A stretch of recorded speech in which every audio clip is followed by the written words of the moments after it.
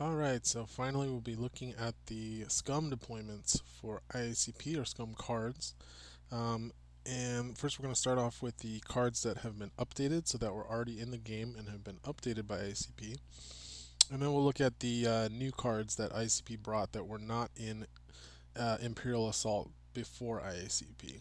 So starting off, we've got Boba Fett. So Boba Fett had been upgraded. It actually took 2 seasons to figure out Boba Fett. He was in season 2 before I joined the project, and then season 3, still actually before I joined the project. So everybody else got to design Boba. So Boba is still 13 points. This is his original version. You can see, so he still has the +1 block, +1 evade, and mobile. However, his all of his abilities have been completely upgraded. So you can see he's got, and he also now has 4 health, 14 health, excuse me, so 2 extra. He's also gained the vehicle trait since he has a jetpack to go with um, Sabine and Jet Troopers having the vehicle trait in the base game. His dice have also been changed from blue, green, yellow to blue, green, green. He's still speed 6. Also, he has Surge for +2 and Surge for Pierce 1 as his abilities instead of just Surge for Pierce 1. And he has a bunch of new abilities. So, Wrist Cord, excuse me. Once per round, you may spend 2 movement points to choose a small figure within 3 spaces in your line of sight. Push the chosen figure up to 3 spaces into a space adjacent to you. So this is very similar to Shyla's whip ability.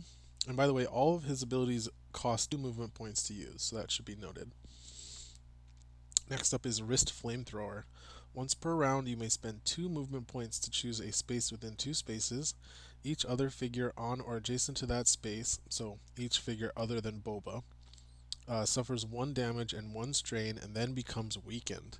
So this is basically exactly the same as Captain Taro's Flamethrower, except instead of costing an action, it just costs 2 movement points. So effectively costs 1/3 of an action. And then finally, the EE3 Carbine. When you declare an attack, you may spend 2 movement points to change one of your attack die to a red die, limit once per attack. And you can choose either your blue or green to change to a red. So if you're super close, you can do red, green, or excuse me, red, green, green. Or if you need not so much range but a little bit of range, you can do red, blue, green. And he has a command card that is quite good. Mandalorian Tactics has been updated in IACP. So it's 2 points, and it says use during your activation, choose one of the following.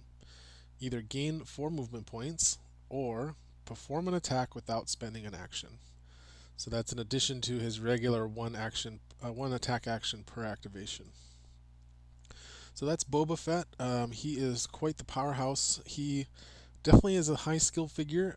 He doesn't have quite the same damage output that Vader does, like single target damage. But you definitely need to be careful of that wrist flamethrower, and his defenses are quite good. He actually sees a lot of play in Empire lists with Jet Troopers instead of Vader. Since he's a vehicle, he has vehicle synergies with them, but he's also a hunter, so he gets lots of hunter synergies with Scum lists.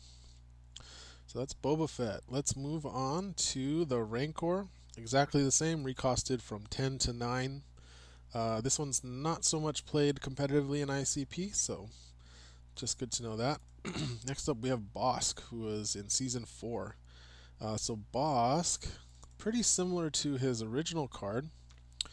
8 points, 11 health, same exact surge abilities, still speed 4. So he actually got +1 health, and he now has a black die instead of a white die. Still rolls red and green, and he still has regenerate, so that recovers 2 damage and discards all harmful conditions at the end of each round. And he's still a hunter and a brawler. Now he has his indiscriminate fire has been changed, so now it's a special action, but you get to perform an attack. Then, after this attack resolves, if it did not miss, choose one non-red attack die.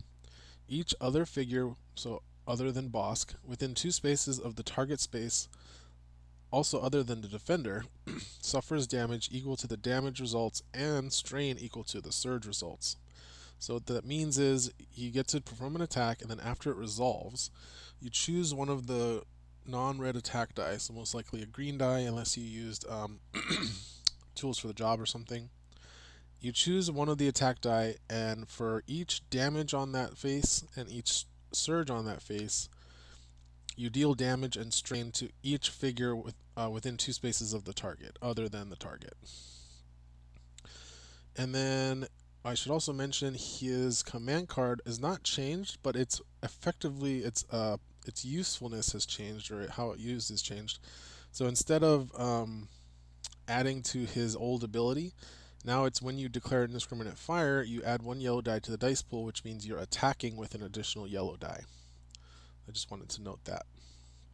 So that is Bosk. Next up, Trandoshan Hunters. So they have been reduced from 10 points down to 8. They've also added another surge ability, a surge for +1 damage and bleed, while keeping their surge for focus and surge for pierce 2. And then they've kept all of their relentless and scattergun abilities are the same.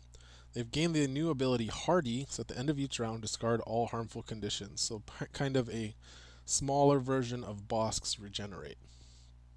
So they are a lot of fun. Next up, Gamorrean Guards have been recosted from 8 to 7. Very durable for their points cost, especially with Gamorrean Honor Guard. So you see them, it's usually successful when you spam them with like 2 groups in a list. Next up, Shyla has been recosted from 8 to 7. I believe she is the same otherwise. Yep, still 8. Make sure I don't miss any command cards here. Wing Guards recosted from 9 to 7. These are still bad, so just want to let you know that those are being looked at. But unlike the Stormtroopers, who got pretty good going from 9 to 7, Wing Guards and Rebel Troopers did not have the same success.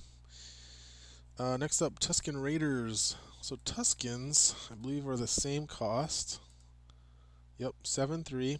They still have the +1 damage on red-green, surge for weaken, but now instead of surge for cleave, they have a surge for pierce 1.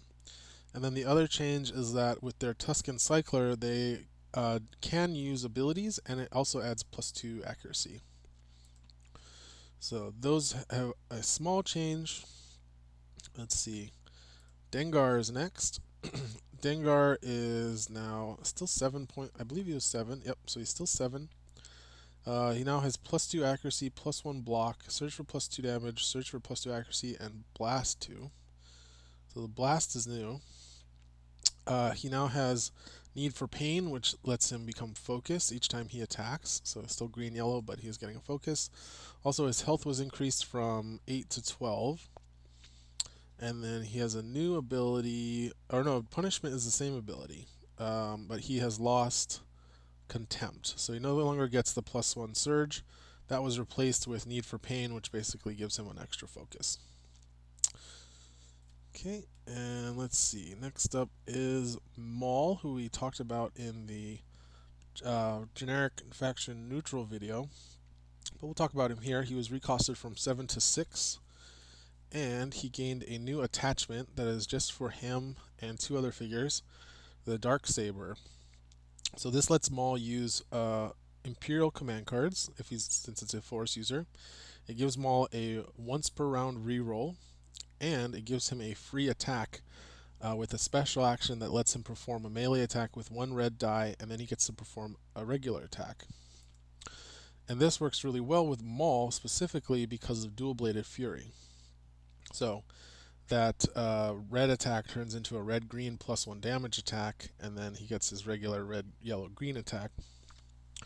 Or you could focus him up ahead of time and be doing a red-green attack into a red-yellow attack, both of which have cleave 2 and reach, which gives him some really good damage control. Maul's really good, just as long as you can get him in, because he's still very slow. And if you're playing against Maul, don't let him get close to you. Kill him first. Alright, next up, Wampa. So Wampa is 6. Down 2 points. Original one was 8. Pretty much similar abilities. Instead of Surge for Bleed and Stun, he now has Surge for Weaken and Stun. Still has efficient travel and non-sentient. I think the health is the same.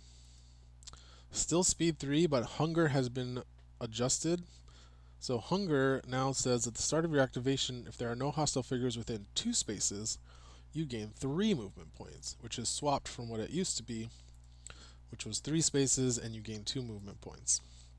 Also, you get a damage or block or evade power token, so that makes them pretty durable. Next up, also these guys are really good with Lion Ambush, card I talked about in the previous video. Next up, we've got Darksaber we talked about. Alright, Under Duress has been recosted from 2 points to 1. And when a hostile figure suffers strain, so this is the same ability of suffering strain, you have to discard 2 command cards. An additional ability was added that says deplete this card when a hostile figure suffers strain. That's optional. So it's an optional ability. To resolve any choices for that strain instead of your opponent. So if you really want that strain to deal damage instead of milling their deck, you can deplete Under Duress to make that happen. And then same thing if you really want it to mill a card, just keep in mind if you deplete this card, you don't get to have that passive ability when it mills them. And finally, for upgraded cards, we have First Strike. So at the start of the first game round, you and your opponent both gain 4 VPs. This was recosted from 2 to 1, and also the ability was slightly altered so it happens during a round, which is just future-proofing for if we want to have once per round abilities that interact with VPs, that they'll interact with this card. So something I actually forgot to mention while I was recording the original video was the Clandite actually got an update as well. So the Clandite, and this isn't visible in Tabletop Admiral, but the Clandite got updated to its forms. So the original deployment cards are still the same for the Elite and the Regular. However, 2 forms were updated and 1 form was added for the Clandite. So let's look at these here. These definitely make the Clandite a lot more viable. So first of all, the Scout form was updated. So now it's got, instead of Surge for Pierce 2, so here's the original one, it had Surge for Pierce 2 and Surge for +1. Now has Surge for +2 and Surge for Pierce 1. And Rifleman, instead of replacing the red die, always replacing the red die with a blue die, you can now replace any die with a blue die. But you still have to add a blue die and replace another die. So that's the Scout. The Senator form also updated, so now instead of having to roll a die or roll dice when you use it to see how much power tokens you get, which could be 0 in the old version, now Conspire is you just distribute power tokens equal to your printed dice pool. So for the Regular, that means you're distributing 2 power tokens with Conspire, and then for the Elite, that means you're distributing 3 power tokens with Conspire. So it's now a lot more reliable for the Senator form. And then there is a new form that was added. So we added the Soldier form for the Clandite to give it a little more variety and encourage people to run more than just the one. So this is a form +1 accuracy, Surge for +1 damage, Surge for +2 accuracy, and Surge for Blast 1. And it has a special action, Shields Up. Place 1 energy shield in an adjacent space. A figure can attack this energy shield. It has health 4 and no defense. So for those that are not familiar with the energy shield, it came in Heart of the Empire, same expansion the Clandite came in. And it's a token, it's like a terrain token that you place on the field, and it blocks line of sight going through it, but it doesn't block movement. So it's really neat, but it was only ever used in campaign. It never got to see play in Skirmish, so that has been rectified. And also has professional, so it can re-roll while attacking. So that's the Clandite, and back to the video. Alright, so that's all the updated Scum cards. Let's look at some of the new figures that have been added to the game. I guess starting with Four-LOM, we'll start off with him. Four-LOM is 7 points for a droid, 9 health, 5 speed, blue, red, yellow ranged attack. He's got +2 accuracy, Surge for +1 damage and +1 accuracy, Surge for Blast 1, and Surge for Weaken. He has Programming Override. At the start of each round, choose one trait. You gain that trait until the end of the round. This guy's from Season 3, by the way. And then Surge for Concussive Bolt. After this attack resolves, if you are targeting a small figure and it did not miss, you may push that figure one space. And finally, Shared Intuition. While attacking, if another friendly hunter within 3 spaces has line of sight to the target space, apply +1 damage to your attack results. So Four-LOM sees play mostly in creature lists because you can make him a creature, and then with Beast Tamer he can move 10 spaces and attack with a ranged attack. Sounds really strong, but it's just been it's been okay. And then his command card, oh, not that one. Here we go, Preservation Protocol. So 1 point, use when you have suffered damage equal to your health. Instead of being defeated, recover 1 damage. Until the end of the game, you lose Programming Override and Shared Intuition. So he kind of goes into reset mode. You get to keep him with 1 health remaining, sort of like Second Chance. You have to have it in your hand when he dies. So let's talk about his partner, Zuckuss. Also added to IACP in Season 3. He was recosted in Season 5, so that's why it says that at the bottom of the card. 6 points for a hunter with 10 health. Green-yellow ranged attack, but he does have a self-focusing ability. Speed 4, black defense, +2 accuracy, surge for +2 damage, surge for +3 accuracy, and surge for pierce 2. His ability, Mystic Hunter, means he becomes focused whenever he attacks, so green, green, yellow. He has surge for stun net. After this attack resolves, if it did not miss, this target becomes stunned. And if you're wondering why that's different from just surge for stun, it's because he doesn't have to deal damage with his attack for it to go through, as long as it doesn't miss. And then Shared Calculations. While attacking, if a friendly droid within 3 spaces has line of sight to the target space, you may force the defender to re-roll 1 defense die. So as you can see, Zuckuss and Four-LOM are kind of meant to work together. And then Zuckuss has the Findsman Meditation card. So this is 0 points for use at the start of a round to choose one of your opponent's groups. When your opponent activates that group during this round, you may interrupt to perform a move or an attack. And you can attack anything, you don't have to attack that group. But it is an interesting sort of guessing game where you might be forcing your opponent to delay an activation just to avoid this card. This card is a lot of fun, but not as competitive as you might think. Definitely play it with Marksman, though. Then it gets really good. Alright, next card. Let's talk about Dr. Aphra is really important. So let's talk about Bib and Dr. Aphra. So Bib Fortuna, introduced in Season 6. 3 points for a smuggler leader with 5 health, speed 3, 2 green, ranged attack, and black defense die. +1 accuracy, surge for +2 damage, surge for +1 accuracy, and pierce 1. He has Dirty Dealing, which you cannot be included in the same army as any rebel deployment cards, so this is a drawback. And then special action, Bartered Information. Choose another friendly Scum figure within 2 spaces. Then you may spend 1 VP to choose another such figure. Each chosen figure becomes focused. So you can focus up to 2 figures per turn if you spend 1 VP, otherwise he gets to focus 1 figure. And then Illicit Arms. While a friendly figure is attacking, if your armory's affiliation is Scum, you may discard 1 command card from your hand to apply +1 damage to the attack results. And that's limit once per attack. So, as you can see, this is Scum's answer to the Rebel Care Package, saying, hey, if you don't play Rebel Care Package, you can use this guy. And he is quite good. And his command card is Dewana Wanga. 0 points. Special action, choose 1 command card in your discard pile and shuffle it into your command deck.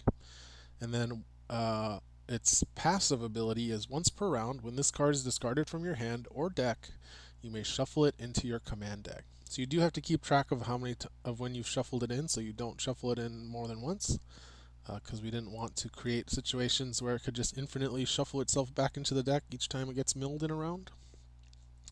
But that's a fun way to recycle your command cards for sure, and it works nicely with his ability. Alright, next up, Dr. Aphra from the Marvel Darth Vader comics. Same comics as 000 and BT1, so if you don't recognize her, you would know her if you knew who BT1 and 000 are. She is 4 points for a smuggler, 7 health, speed 5 with a blue, red, yellow attack, ranged attack, white defense die. She has surge for +2 accuracy and surge for pierce 1. And she has 2 abilities, although really it's 3 abilities, but the first one's kind of a bundle. Dubious counterparts. If your army's affiliation is Scum, you may include 000 and BT1 in your army together. So you have to bring both, if you do bring them. After a friendly droid resolves invasive procedure or missile salvo, so those are the special actions on those cards, that figure may perform 1 additional action. Just a reminder, so invasive procedure on 000 is special action. Choose a hostile figure, or choose a figure, adjacent figure. That figure suffers 1 damage, 1 strain, and becomes bleeding, and 000 becomes focused. So that effectively becomes a free action. And then Missile Salvo on BT1 is the one that lets you perform 3 attacks with 1 attack dice each. So that also becomes a free action for BT1. Although he can't then attack with his 4 dice attack. And then next up is the ability you see her used for most often in competitive play, Excavation. At the start of each round, you may choose 1 command card in any discard pile that costs 1 or less, except take initiative. Once during this round, your player may play that card from the discard pile and then return it to the game box. So what this effectively does is at the start of the round, you get to choose a card that costs 0 or 1 points, as long as it's not take initiative. And then for the rest of the round, as long as Dr. Aphra stays alive, you can play that command card, even if it's from your opponent's discard pile. I mean, you have to have the right figure with the right to play it with the right restrictions, but as long as you have that, you can play it basically as if it was in your hand. And this is, we talked about Rest in Peace, and this is one of the cards that it stops. So you do see a lot of Dr. Aphra in Scum lists and Empire lists, because she is really good with Rule by Fear, where you can discard a card and then immediately excavate it on round 1. But she gives pseudo card advantage to Scum and Empire. You can run her in Rebels too with Saska, but we don't see that very often. And then her command card is Windfall. So 0 points. Used when a command card is discarded from your hand or deck. You gain VPs equal to that card's cost. And then it has a passive ability. When this card is discarded from your hand or deck, you gain 1 VP. So really good with Bib Fortuna, obviously. You can discard this for the +1 and then you get 1 VP. Also really good in Scum VP lists as an additional source of victory points. So that is Dr. Aphra. Alright, moving on, let's go into some Mandalorian cards. We've got the Mandalorian, Renegade Hunter. 8 points for Hunter Guardian, 12 health, 4 speed, blue, red, green attack, and black defense dice. Has Surge for +2, Surge for +2 accuracy and Pierce 1, and Surge for gain 1 block token. And then 3 abilities. Beskar Armor. After deployment, you gain 2 block tokens. Now we see the Disruptor Rifle again, so if you did not watch the Empire video, we'll go over it here. It's perform an attack. It's a special action. After this attack resolves, if it did not miss and the target has suffered damage equal to its health -1, the target then suffers 1 damage. So what that means is, after you perform the attack, you check how much health the defender has left. If they are down to just 1 health, then they die. They suffer 1 damage and die, and that's how that works. And that was specifically designed for Zillow, actually, Zillow technique, because it's so common for Empire players to discard a card for Zillow to keep their figure alive at 1 health. So this prevents that. And to do that, they'd have to be able to keep it alive at 2 health.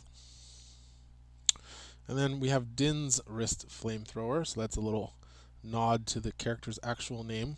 which we did not put on the title.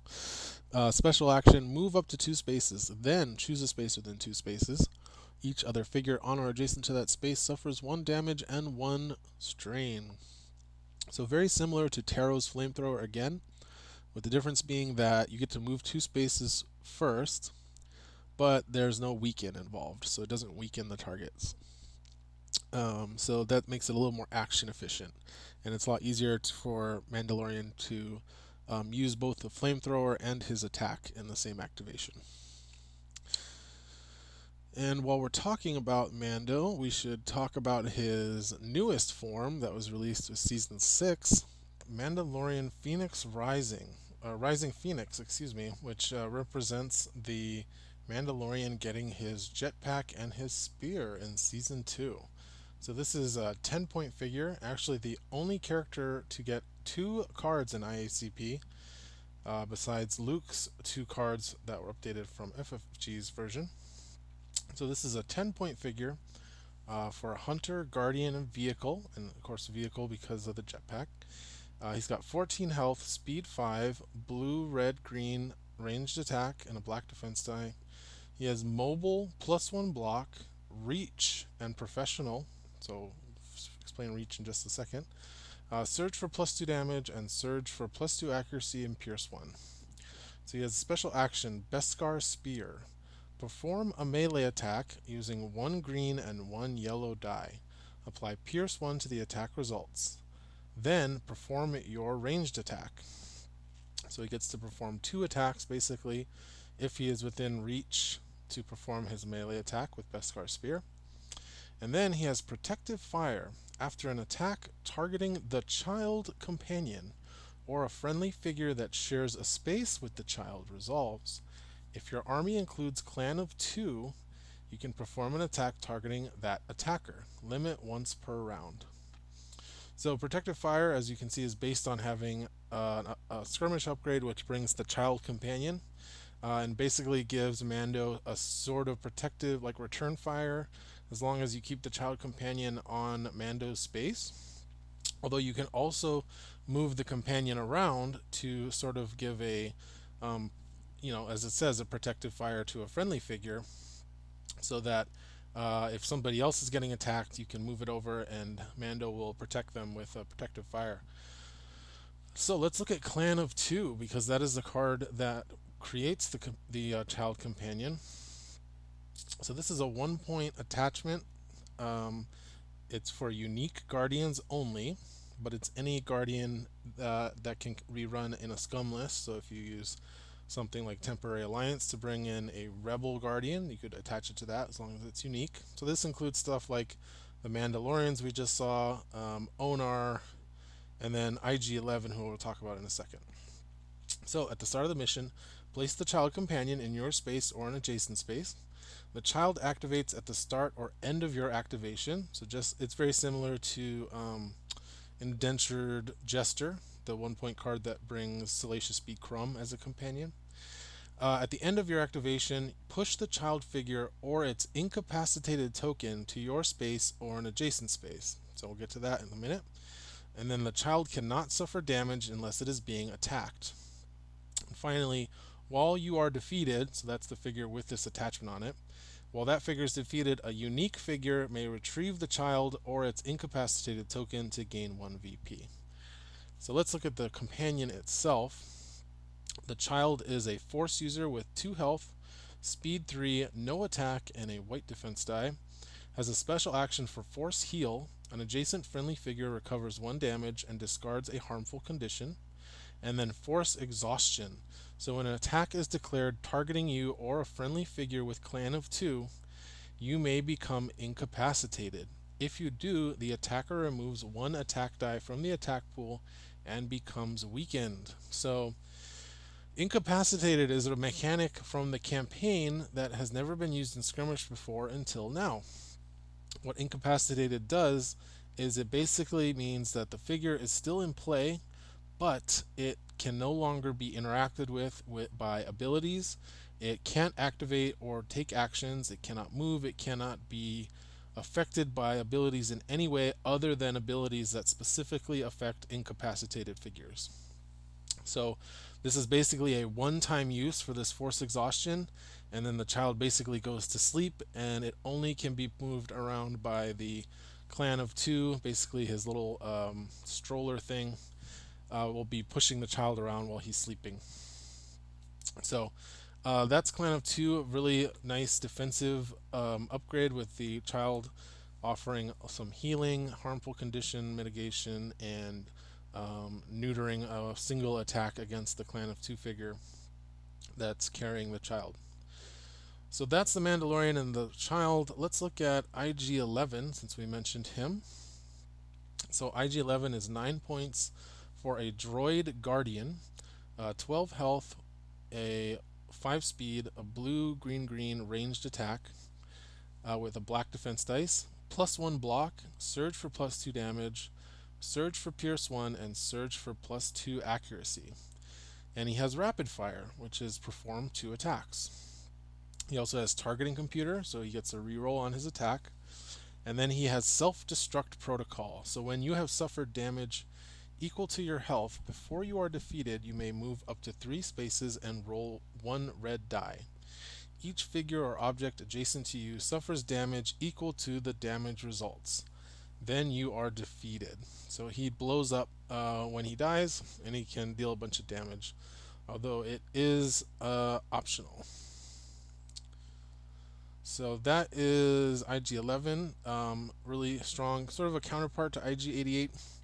Ups and downs for sure. He's definitely faster and has better range than IG-88, but he does not have the Hunter ability. He doesn't have Relentless, and he cannot switch to red, red, green instead of blue, green, green when he is attacking up close. Also, he doesn't have access to Blaze of Glory.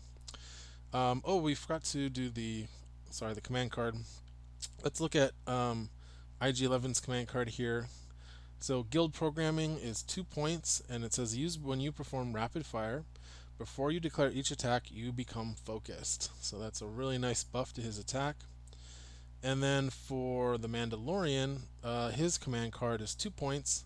Special action, move up to 2 spaces, then choose up to 3 figures within 2 spaces and roll 1 red die.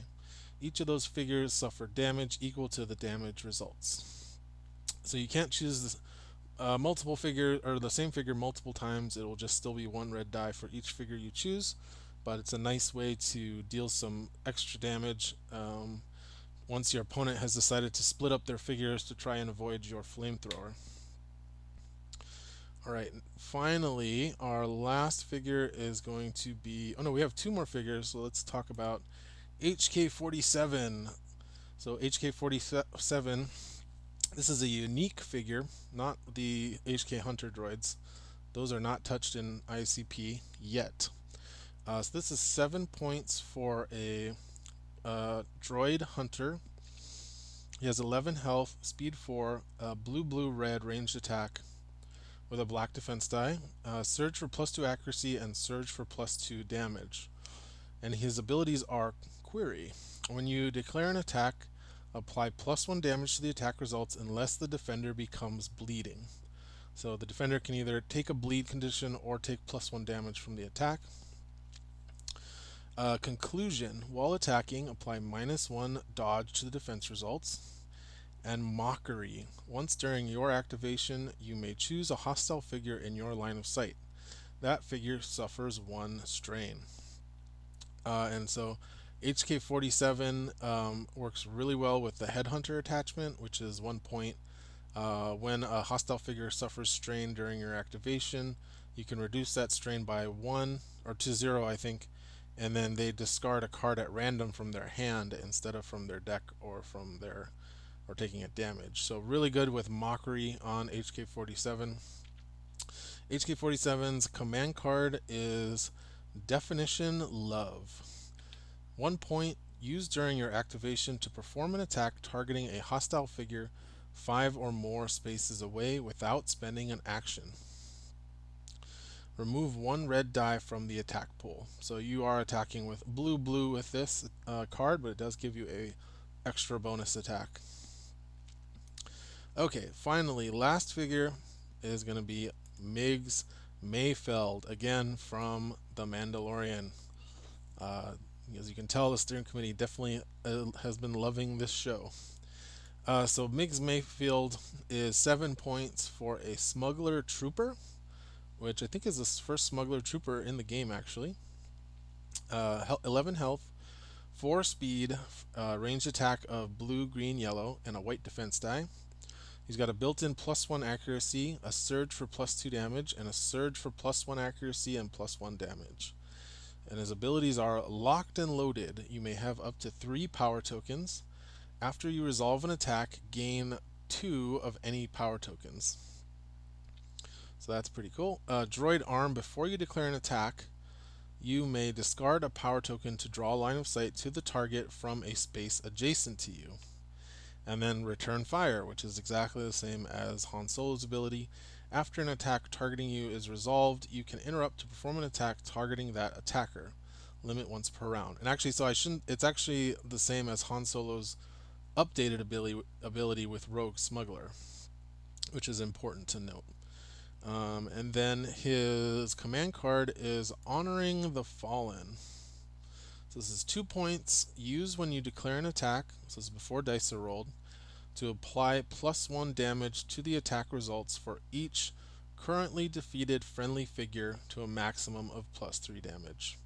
And the reason it says currently defeated is because it doesn't count figures that were brought back with reinforcements or companions that have been defeated multiple times. It doesn't count those multiple times.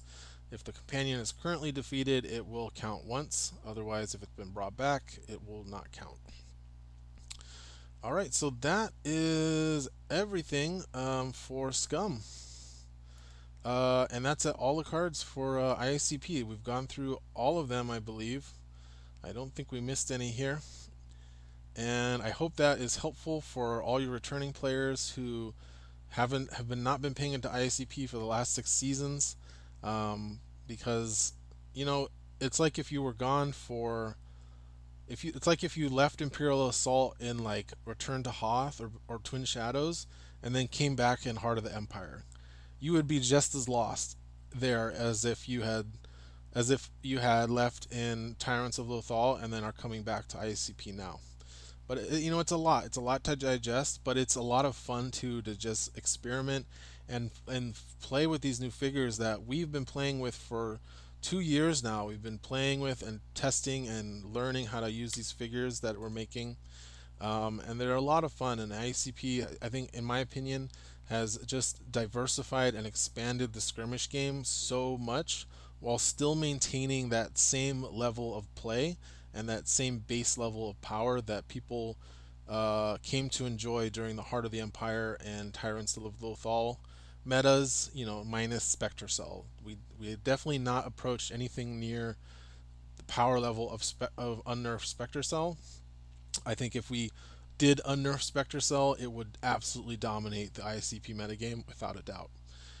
So yeah, I hope you guys enjoyed that, and thanks for watching, and we'll catch you later.